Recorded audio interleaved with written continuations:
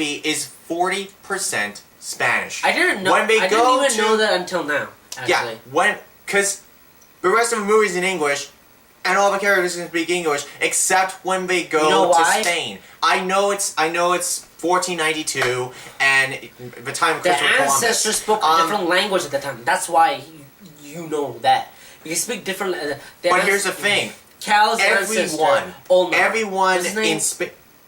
What? Aguilar, yeah. Aguilar, yeah. Aguilar, he speaks a different language. And so does everyone else. Yeah, I know that. Everyone else in Spain, they speak different language because Spanish. Cal is English, but he is an ancestor from Aguilar.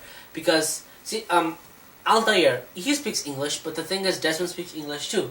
But they're different. They're different. He's in a different timeline. Yeah. And he's a different timeline. But he speaks English. Desmond speaks English. But then how was Cal able to just speak full Spanish in 5 minutes? 1 minute. Because, like I said before, I know he get hooks on the... No, the bleeding effect. The reason why he learned that language is because when his ancestors speaking it, he speaks it too. And he learns the language that they're speaking, and he learns it from the bleeding effect and everything else. He learns it. Right. So without the bleeding effect, he can't learn that. That's a skill. He learns the skill. He learns his language. He learns the skills. He learns the abilities. Okay, that's fine. But she was saying that the bleeding effect. See, Cal was seeing hallucinations of this assassin, his ancestor, right? Hold on. And sorry, but I just need to give this all my chest. He is saying, the scientist comes in and she says, "You're seeing hallucinations." That's what we call the bleeding effect. Yeah. So technically speaking, the bleeding effect has two meanings.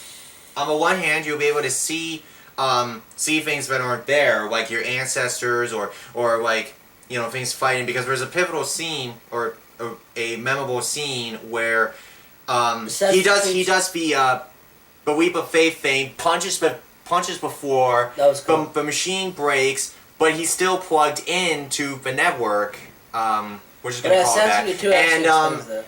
And he's starting to see the rest of the memory. Assassin's Creed 2 explains the bleeding effect properly. You probably will understand when you play Assassin's Creed 2. Yeah, that makes sense. I'm just saying that after the game franchise is over, and if they reboot the series, and reboot Assassin's Creed, bring back I think Michael Fassbender can probably be the assassin. We don't know yet, but if they... I will admit he does a decent job at playing somebody who is trying to figure out what the hell is going on.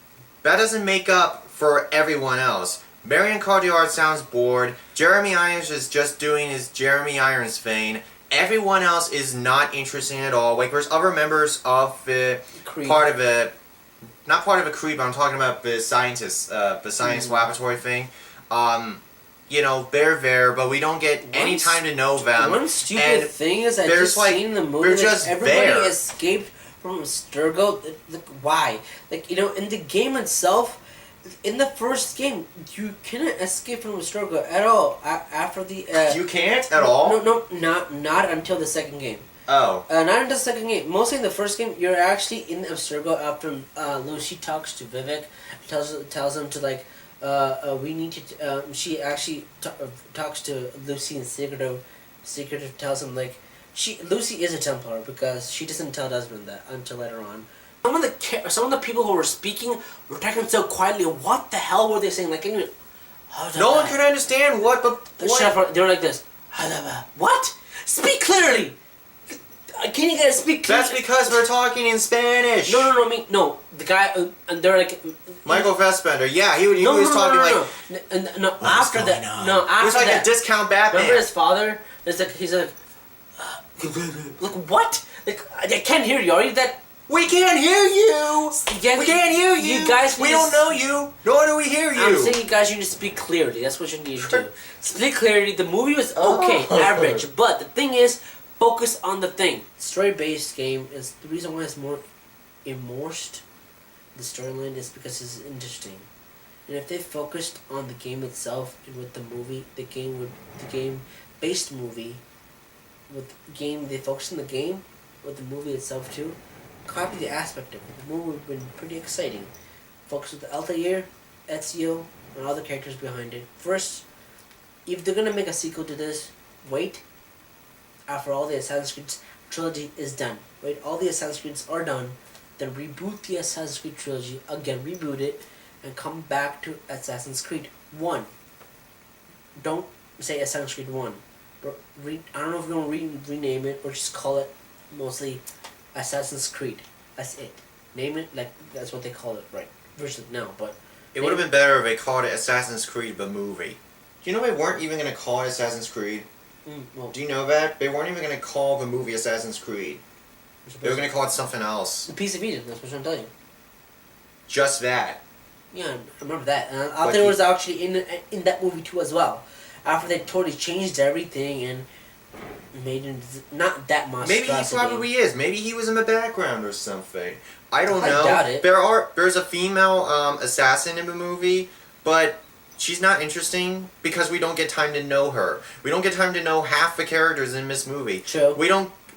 We know why the Apple of Eden is so important. We know why Cal's is important to the narrative. We know why the scientist is important. We know why Jeremy Irons is important, but we don't know anyone else other than that. There's some priests thrown in. There's I don't even know. There's a lot of characters in this that should be developed more, understood more. If I were to make an Assassin's Creed movie, here's what I would do. Follow this. 1. Follow the game closely. Or if you're gonna just follow it completely.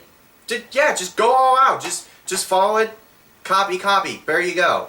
Second, I would explain every detail as to how they got the memories, how were they able to do all of this. I would explain everything so that new fans or old comers can understand it. Peace. Third, give more development on the other characters. Have them be interesting. The other characters were bland, not interesting. That was my biggest. That was one of my only because it was just. What was his name? Cal, Sophia, Alan. Alnar. I liked him. He was pretty cool. Yeah, he was badass. But it was like.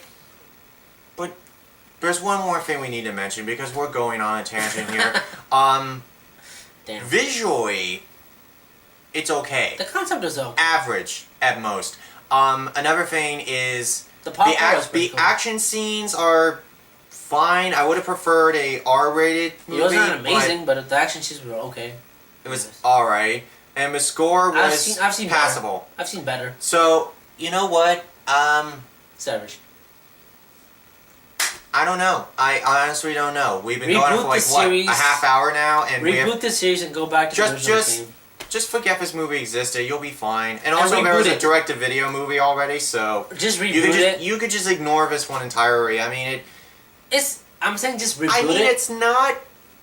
The story is just so twisted. You can't even follow it half the time, and there's a couple things where they deviate from the game, but overall, compared to all the other game-based movies, with the exception of Silent Hill, this is what's and the first Resident Evil, I thought the first Resident Evil was okay. This is what's happened. What I'm trying to say is, I think it's okay.